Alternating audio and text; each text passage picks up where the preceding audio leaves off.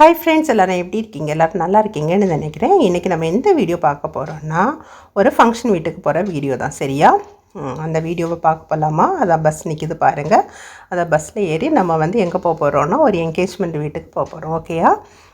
அப்படியே போயிட்டே இருக்கும்போது ரொம்ப ஃப்ரெண்ட்ஸு கூட, ரிலேட்டிவ்ஸ் கூட நம்ம ஜாலியாக போவோம் இல்லையா? அது ஒரு ஹாப்பியஸ்ட் மூமெண்ட் தானே அது.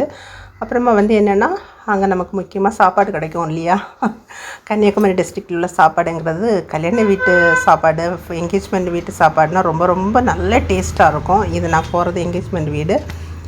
ரியலாகவே ரொம்ப இதாக இருக்கும். அது வாழை இலையில் கூட்டு எல்லாம் போட்டு, அவியல் கூட்டு அது இதெல்லாம் வச்சு சாப்பாடு கொடுப்பாங்க பாருங்கள். அவ்வளவு டேஸ்ட்டாக இருக்கும். இந்த சாப்பாடு யாருக்கெல்லாம் பிடிக்கும் கமெண்ட் செக்ஷனில் கமெண்ட் பண்ணுங்கள்.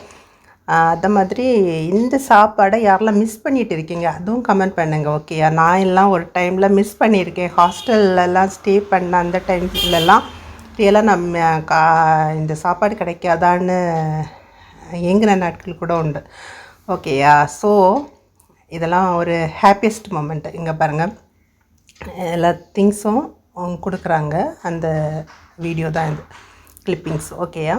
நெக்ஸ்ட் இந்த வாழை இலையில் எல்லாம் கூட்டம் வச்சு அவியல் கூட்டுலாம் ரொம்ப டேஸ்ட்டாக இருக்கும். கன்னியாகுமரி டிஸ்ட்ரிக்டில் உள்ள ஃபங்க்ஷன் வீட்டு சாப்பாடுங்கிறது ரொம்ப ரொம்ப டேஸ்ட்டாக இருக்கும். பருப்பு குழம்பு ரொம்ப நல்லாயிருக்கும்.